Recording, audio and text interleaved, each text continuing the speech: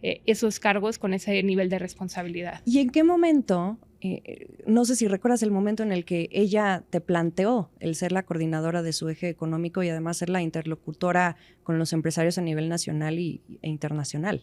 Bueno, sí lo recuerdo porque, pues, ¿Cómo fue ese me lo momento? O preguntó sea, muy directamente. ¿cuál fue el parteaguas para decir, te necesito en mi equipo? No, bueno, creo que no me necesita, ¿verdad? Pero creo que ella armó un ejercicio con 12 especialistas para 15 ejes que se llama Diálogos por la Transformación, y precisamente dentro de estos ejes, que son los ejes pues principales de lo que será el plan o el proyecto de nación, consideraba que una empresaria debería estar al frente tanto de desarrollo económico regional como de relocalización. Y en ese sentido me planteó quiénes estaba de coordinador general el doctor Juan Ramón de la Fuente. La mayoría de los que están no son políticos ni siquiera, ¿no? El doctor David Kersenovich en salud, la doctora Rosa Aura Ruiz en educación y ciencia, la doctora Violeta Vázquez en derechos sociales, la doctora Diana Alarcón en mexicanos en el exterior, etcétera, etcétera.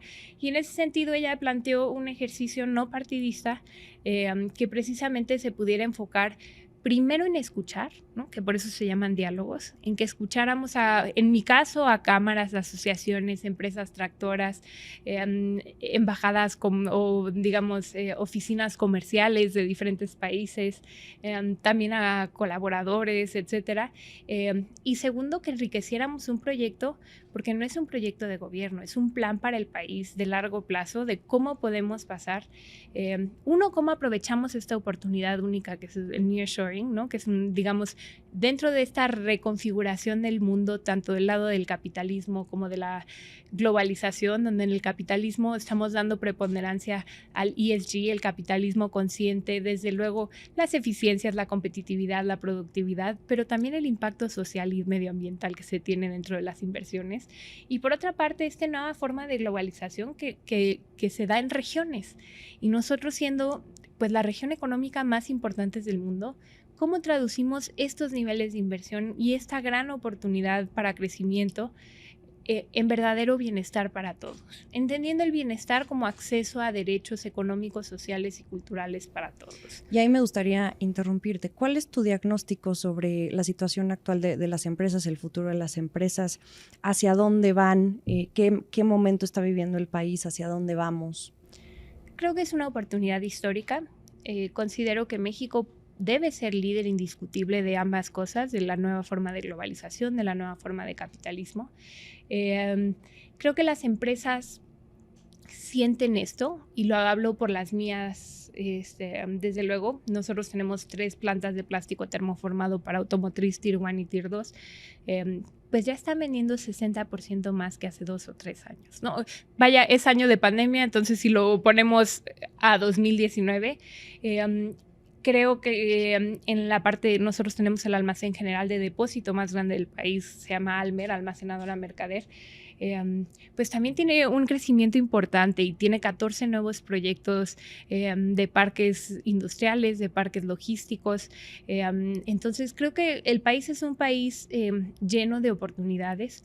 Sin duda también es un reto, y el reto estará desde luego en que no por querer aprovechar el corto plazo comprometamos el largo plazo, ¿no? ¿Cómo hacemos esta planeación para que el nearshoring que llegue, como dije, con inclusión? ¿Cómo incluimos a los que nunca incluimos? ¿Cómo incluimos a mujeres? ¿Cómo incluimos a jóvenes? ¿Cómo incluimos a MIPYMES?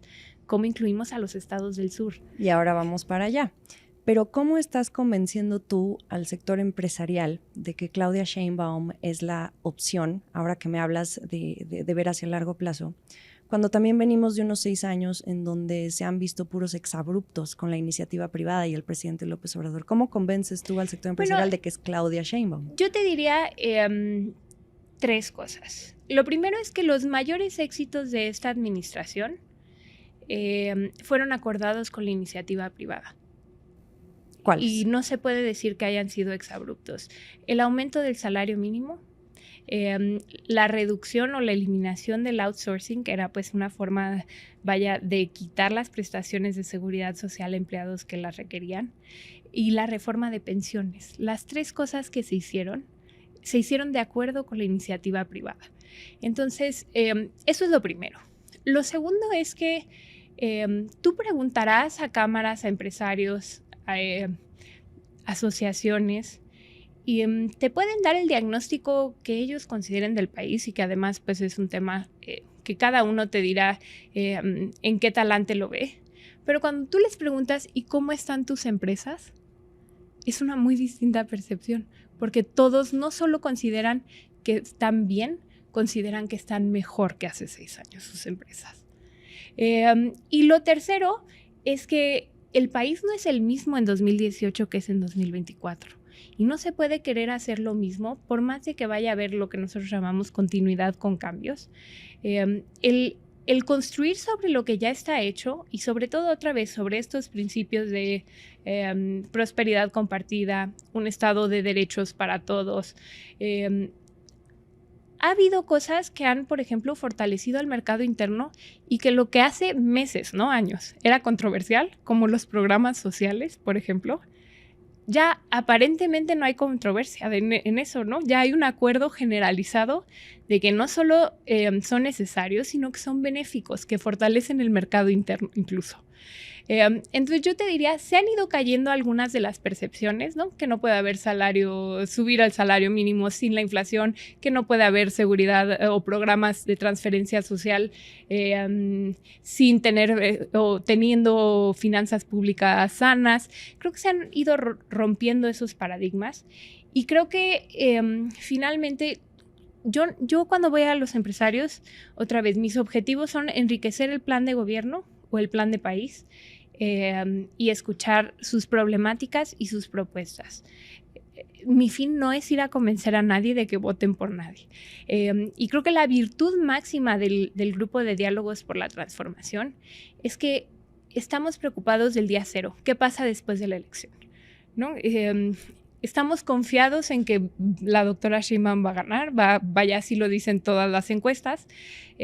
Creemos que además ella y su equipo político electoral estarán haciendo su trabajo para que así sea, y creemos que si la sociedad así lo decide, tiene que haber un plan para junio, tiene que haber un plan para el día después, y ese plan es en el que estamos involucrando a todos, ¿no? No estamos esperando necesariamente que las organizaciones empresariales o que las embajadas o las oficinas de comercio de países vayan a los actos masivos de campaña, ¿sí? Lo que estamos esperando es que el día 1 nos estemos sentando todos con el mismo diagnóstico que es acordado, y sobre todo con el mismo plan, que no solo es una invitación para que estén tranquilos, sino para que estén entusiasmados. Y eso creo que se ha logrado con creces. Para que estén tranquilos, eso me llama mucho la atención. Ahora, tú hablabas ahorita de esos 3 acuerdos que se lograron en los últimos 6 años, que tú destacas que son los más importantes, lo del outsourcing, salario mínimo y pensiones. En el proyecto de Nación se deja ver que hay una mayor simpatía, eso sí, incluso en los planes energéticos. Hay una línea que se permitirá la participación de empresas privadas de forma razonable, considerando, por ejemplo, que gran parte del nearshoring, pues sí, el tema energético va a ser muy importante, pero ¿hasta qué punto se va a permitir la participación de la iniciativa privada en un plan tan importante que implica el tema energético, pero también el nearshoring que dentro del proyecto de Nación la doctora Sheinbaum quiere impulsar? A ver, yo lo que te diría ahí es, la doctora Sheinbaum, obviamente por su perfil, no solo académico, sino especialista en áreas de planeación energética y muy específicamente en energías renovables, pues apoya decididamente la transición energética. Y en ese sentido, pues tiene proyectos que corresponderá a ella presentar, sobre todo en temas de generación renovables. Dentro de esos proyectos, constitucionalmente hablando, la transmisión y la distribución pues toca exclusivamente al Estado, ¿no? Eso nunca ha estado en duda, pero tanto la generación como suministro calificado pueden coparticipar, coinvertir o simplemente invertir de forma separada, pero ambas partes, tanto iniciativa privada como la CFE. Y en ese sentido, ella ha sido muy vocal de que en tenencia de activos energéticos, ¿no? O activos de generación, capacidad instalada, vaya, quiere conservar el 54% y quiere que el 46% sea de la iniciativa privada. ¿Por qué? Bueno, creo que empezó siendo un tema ideológico de soberanía energética, ¿no? Pero creo que conforme fueron pasando los últimos acontecimientos, y lo vimos, por ejemplo, en la guerra de Rusia con Ucrania, cuando no había esa soberanía energética para los países en Europa, y no hablo de Europa del Este, hablo de Europa occidental, se ve que es un tema de que en realidad no es solo un tema de ideología, hay que ser dueños de la energía que consumimos, no, es un tema que pone en jaque a países cuando hay falta de ella, ¿no? Porque finalmente hay un solo obligado al suministro. Y como los intereses particulares, que son legítimos, pues no cubren necesariamente el interés público. Y el interés público, por eso debe de alinear los intereses del mercado en el sentido de que se cubran las necesidades del país, no solo de las empresas, ¿no? O este análisis holístico donde no solo cubra a la compañía y a los clientes de esa compañía, sino vaya a los colaboradores y a las comunidades en donde se desarrolla estas inversiones, estas empresas. Y en ese sentido, creo que el terreno está todo por explorar, ¿sí? O sea, ¿cuánto es ese 46%? Todo. Si consideramos que se debe crecer en generación 3.5% al año, senior shoring, ¿no? Pues hay un mundo de oportunidades. Si consideramos que tenemos que poco a poco dejar las energías que son menos contaminantes, entrar a energías de transición, pero también hacerlo con planeación, porque muchas de las energías renovables, por ejemplo, no son energías intermitentes o no son energía base y tienen que tener su propio respaldo por cada mega que instales, etcétera, etcétera. Se puede hacer y se debe hacer, ¿no? Primero la inversión en transmisión y en distribución, que es algo que se ha olvidado o que se ha dejado un poco atrás los últimos 10 años, yo diría, la inversión en líneas de transmisión, y que, como sabes, pues hay nodos que ya están muy identificados, que están saturados, y pues eso, vaya, es indispensable como habilitador de nuevas inversiones. El sistema de distribución o la distribución, pues es también muy importante si queremos ir hacia la electromovilidad, y es algo que decididamente queremos ir, y entonces pues se requieren hacer los ajustes a las redes. Y luego el tema de generación, que creo que hay todo por explorar. Está la geotermia, ¿no? ¿Hace cuánto no hacemos un nuevo campo de geotermia? Tú querías comprar unas plantas de geotermia hace mucho, ¿no? Sí, hace algún tiempo queríamos duplicar la capacidad de geotermia. Nosotros en ese momento éramos el 4º productor de geotermia a nivel mundial. Hemos bajado, pero hay 4 grandes campos en México, que son Cerro Prieto, Los Humeros, en Puebla, en Michoacán está otro que se me está olvidando, y 3 vírgenes que también está en Baja California. Había una ronda cero en ese momento para Jalisco, que tenía una posibilidad de dar pues el 45% de la energía que consume la zona metropolitana de Guadalajara. Como saben, en Jalisco se importa arriba del 90% de la energía que consumimos, y es una de las pocas que, conforme a la regulación actual, pues que son el menor costo variable, son certificados de energía limpia y son además, es una energía con potencia, ¿no? Tiene factores de planta de arriba del 90%. Es algo que decididamente debemos explorar y que se va a hacer. Ahí hay un experto que es el doctor Jorge Islas Marcial, que estará haciendo, vaya, sus cálculos, pero a lo que voy es, a ver, la energía nos interesa como habilitadora de la inversión, pero también como inversión en sí misma, ¿sí? Es una industria que es una vocación natural para sectores o para regiones como Oaxaca o para regiones como Tamaulipas, que por sus condiciones, ¿no? Por las corrientes de viento que se dan, por las condiciones de sol, en Sonora, por ejemplo, podemos aprovechar muchísimo. Entonces, creo que ahí habrá un apoyo decidido hacia la transición energética, y creo que es algo que nos debe pues entusiasmar como empresarios, desde luego, y vaya, y a los que están en ese sector, pues más. Hablas mucho de transición energética, electromovilidad. Del proyecto de Nación de la Doctora pudimos ver más o menos unas 31 propuestas económicas. ¿Cuáles tienen tu sello? ¿Cuáles tienen ¿En cuáles influiste más? No, a ver, yo te diría que todo es un trabajo de equipo e incluso te diría que las propuestas que derivan mías, pues no son mías, fueron trabajadas también con cámaras, asociaciones. Hace unas semanas presentamos un podcast donde estábamos haciendo un mapeo de las necesidades de vivienda, de la disponibilidad o donde hay estrés hídrico, donde se pueden hacer corredores con distintas vocaciones. Pues todo eso lo trabajé con distintas cámaras, ¿sí? La ANPIP me pasaba donde estaban los parques industriales AAA y la Canadevin nos pasaba vivienda.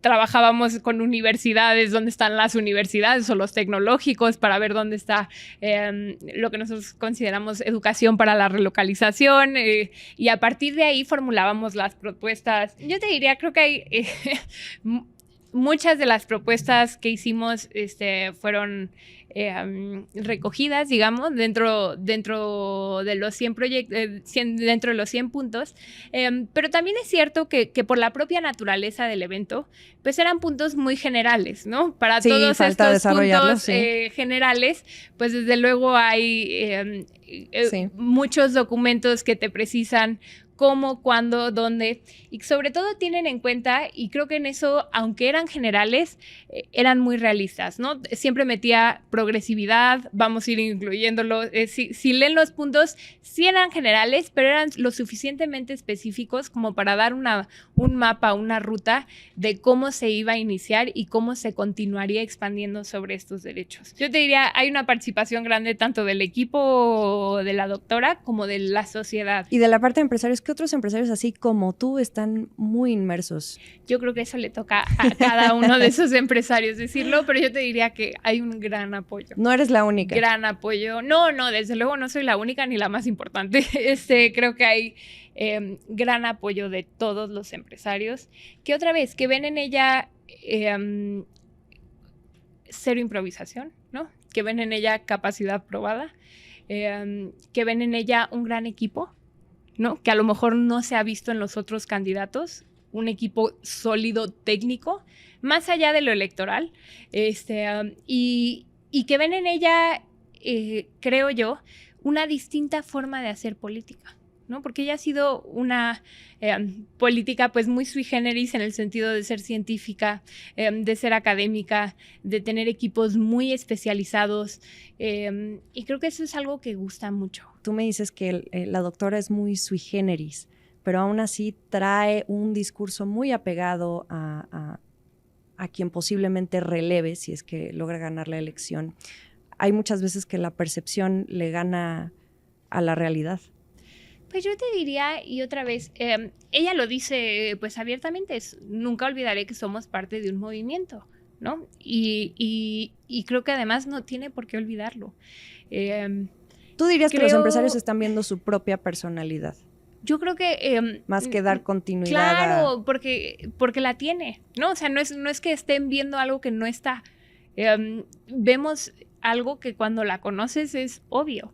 Y creo que es un error de los medios de comunicación, muy específicamente, de los partidos de oposición lo entiendo, pero más de los medios de comunicación, que traten de predecir el próximo sexenio en función de y no en función de su gobierno de la Ciudad de México. Porque donde ya tienes un track record, deberías de fijarte en ese, creo yo, ¿sí? O sea, tratar de ver lo que ella hizo en seguridad, lo que ella hizo en salud en la pandemia, lo que ella hizo en educación, y ahora que lo que ella hizo en innovación. Y creo que será bastante más apegada a esa predicción. Otra vez, son predicciones, pueden fallar de todas formas, pero creo que sería una predicción bastante más atinada sobre su propio historial, que tratar de encuadrarla en un historial de un presidente con quien comparte principios y vaya, y comparte proyecto en el sentido de que son parte del mismo movimiento, ¿no? O sea, otra vez, primero los pobres es algo en lo que ella cree y trabaja para ello, ¿sí? Bienestar compartido es algo en lo que cree y trabaja.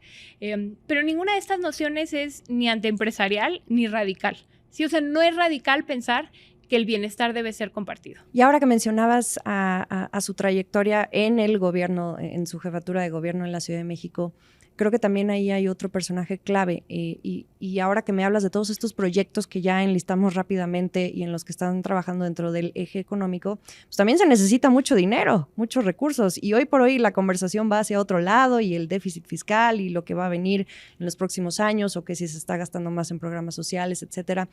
Pero creo que la doctora también tiene un personaje clave ahí que sigue en las finanzas públicas de la Ciudad de México. Tú trabajas muy de la mano con Luz Helena González para ver todo este tema de cómo se va a desarrollar todo ese proyecto, pero con el dinero que se necesita. Mira, lo primero que diría es que somos muy respetuosos de quienes son ahorita funcionarios públicos, que esperamos se puedan unir pues una vez que esté en transición o una vez que puedan renunciar, etcétera, etcétera. Luz Helena es una de las funcionarias públicas más honesta y más capaces que hay. Pero así como ella, yo creo que hay algunos otros que trabajan dentro de la administración pública federal y que están ayudándonos. A ver, vaya, el propio equipo de Diálogos por la Transformación que encabeza el doctor Gerardo Esquivel en esta parte, pues es alguien de trayectoria intachable, con conocimiento excelso en la materia, etcétera, etcétera. Pero yo te diría, cuando sea momento de trabajar con ellos, desde luego estaremos entusiasmados en trabajar con ellos. Creo que se ha hecho un muy buen trabajo en cuidar la institucionalidad de las personas que están ejerciendo una función como servidores públicos y al mismo tiempo en poder nosotros avanzar como Diálogos por la Transformación obteniendo la información que requerimos, que la verdad es que la mayoría casi todo es pública, etcétera, etcétera, pero sobre todo en el know-how, ¿no? Y creo que en ese sentido hemos avanzado mucho, sabemos los recursos con los que contamos, sabemos con los que no contamos, pero también tenemos nuevas formas de financiamiento. Y en ese sentido, creemos que, por ejemplo, el mercado de valores no lo hemos usado tanto como debiéramos en el gobierno. Las fibras, los ECADES, los SERPIs, por allá traemos algunos proyectos con una nueva figura que se llama Empresas Mexicanas Estratégicas, para que precisamente puedan haber colaboraciones o coinversiones entre temas públicos, iniciativa privada, pero que estén garantizando tanto transparencia, democratización de los vehículos, proponiendo proyectos pues, que sean muy, muy atractivos para que el caso de que quieran entrar las pensiones, ¿no? Tenemos grandes retos, cómo traducimos el ahorro en inversión, ¿no? Y cómo lo hacemos respetando completamente la autonomía de las afores, etcétera, etcétera. Y la forma de hacerlo es con buenos proyectos. ¿Y esto ya lo platicas con los directores de las dos bolsas en México? Sí, claro, con los directores de las dos bolsas, con distintos, con los bancos, con estructuradores. Entonces, la idea es llevarlo lo más avanzado posible. A todos les encanta la idea, todos coinciden en que, vaya, el mercado de México puede ayudar a los proyectos de infraestructura estratégica que requiere el país, ¿no? Y además es la forma que tenemos para precisamente conservar estas finanzas públicas sanas, no caer en deudas que tengan un déficit más allá de lo aceptado, pero no, que no sea eso una excusa para no hacer las cosas. O sea, ¿no? tú apuntas al mercado de valores para poder apuntalar estos proyectos. Mercado de valores y vaya, desde luego la banca de desarrollo, que es algo que se usó, vaya, históricamente se ha usado mucho como uno de los brazos financieros fuertes del gobierno. Pues ella, desde luego, tendrá la misión de continuar con los sectores prioritarios, pero también mucho con el enfoque a pymes, ¿no? Tanto NAFIN, Bancomext, Banobras, desde luego, pues decididamente tiene otro enfoque, pero ¿cómo desde Bancomext podemos ayudar a las pymes a incorporarse a cadenas de exportación? A los mercados internacionales, sí, vi que es un punto ahí muy claro. A la cadena de exportación. ¿Y cómo ayudamos en AFIN no solo a colocar más créditos dentro de las pymes, sino a dar más capacitación? ¿No? Y creo que banca comercial otra vez tendrá su nicho igual de importante. Y vaya, y banca comercial, pues el reto y la oportunidad de que captan, pero no colocan, ¿verdad? Entonces hay que desde luego, pues motivarlos a que... Hay que poner a circular esa liquidez. Sí. Hay que motivarlos, pues, para que aporten este proyecto que de país, ¿no? Que no será un proyecto de gobierno, que además será muy rentable, yo creo que para todos. Quiero entrar un poco en el tenor del nearshoring. La doctora mencionó en su discurso en el Zócalo, porque en el proyecto de Nación no pude encontrar mucho al respecto, sobre una estrategia nacional de relocalización. Yo me imagino que la siguen trabajando, pero ¿de qué va? ¿Qué falta? Es la idea de que el nearshoring va a llegar a México, pero que queremos que cierto nearshoring llegue a México. ¿Cuál es el nearshoring que queremos que llegue a México, ¿no? Y es este nearshoring, otra vez que hablábamos, que hubiera planeación, ¿no? Que no hubiera improvisación, que tomar en cuenta los recursos naturales que hay dentro de las distintas regiones, las vocaciones regionales, porque se tienen que tomar en cuenta estas vocaciones regionales dentro de los corredores industriales, que hubiera orden en la inversión.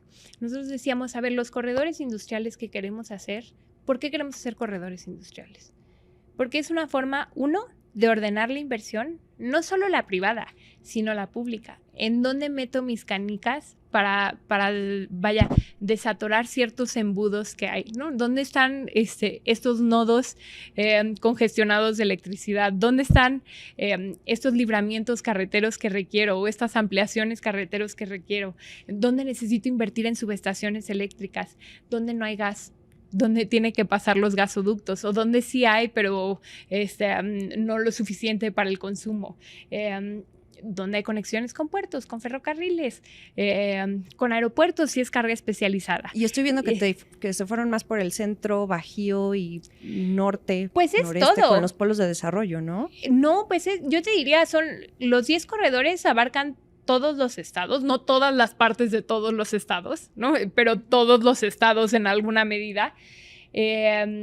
Obviamente, a estos 10 se le suman los polos de desarrollo de bienestar del transísmico, ¿no? Pero tenemos polos, pues, en la península de Yucatán, tenemos polos, pues, prácticamente en todo el país con distintas vocaciones. Obviamente, los que tienen vocación industrial, pues están donde hay gas natural, ¿no? En el sur ahora se está haciendo el gasoducto de la Puerta al Sureste, ahora se está haciendo, bueno, ya está el gasoducto de Mayacán, pero se tiene que hacer esa conexión, pero vaya, se tiene que continuar en infraestructura, porque nosotros creemos que sin infraestructura nunca va a haber igualdad entre los estados del norte y los del sur, y quizá en unos, las industrias, para este sexenio, la vocación de dichas industrias será la infraestructura o la energía, o estos habilitadores que faltan para que, digamos, en los próximos 6 años, en 2030, entonces se puedan establecer otro tipo de industrias, etcétera, etcétera,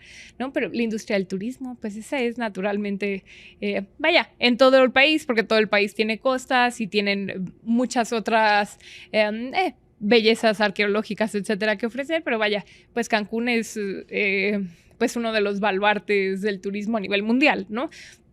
Entonces yo te diría, no hay un enfoque de vocaciones regionales, pero no se está olvidando a ningún estado y en función a eso se está planeando la infraestructura estratégica y como habrás visto tanto en los puertos, pues viene desde Ensenada hasta Puerto Chiapas, ¿no? Y en el otro lado viene Altamira, y viene Ceiba Playa y viene Puerto Progreso. Entonces, yo te diría, no se está olvidando a ningún estado en infraestructura, porque no se debe olvidar a ningún estado en infraestructura. Además, porque nos hemos reunido, nos hemos dado la tarea de reunirnos con todos los estados, sean del partido que sea, porque otra vez, Diálogos por la Transformación no es un ejercicio partidista, es un ejercicio de plan de país.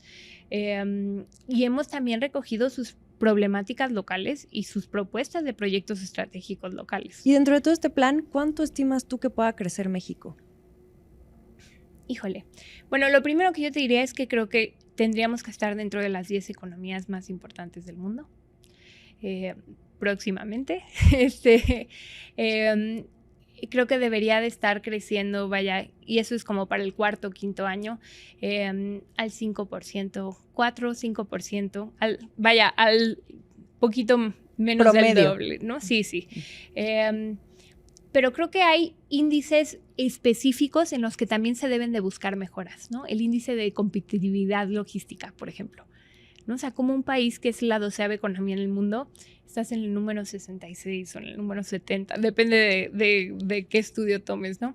En competitividad logística, que es infraestructura. O como la 12ª economía del mundo tiene estos nudos, ¿no? O sea, temas como las aduanas, la falta de cabotaje, la interconectividad o la conectividad, la falta de simplificación. Tenemos 11,700 trámites federales, ¿no? Entonces, hay cosas muy específicas en las que creo que estaremos buscando, al menos internamente dentro del equipo, el equipo de diálogos, que no necesariamente será el equipo de gobierno, ¿no?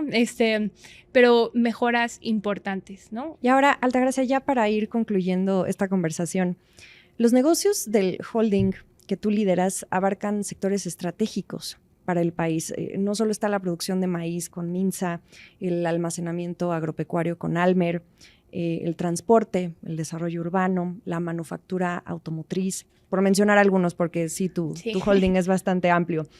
¿Por qué te conviene a ti como empresaria estar cerca de Claudia Sheinbaum? Mira, he escuchado todo tipo de preguntas, unas retóricas y otras pues cínicas.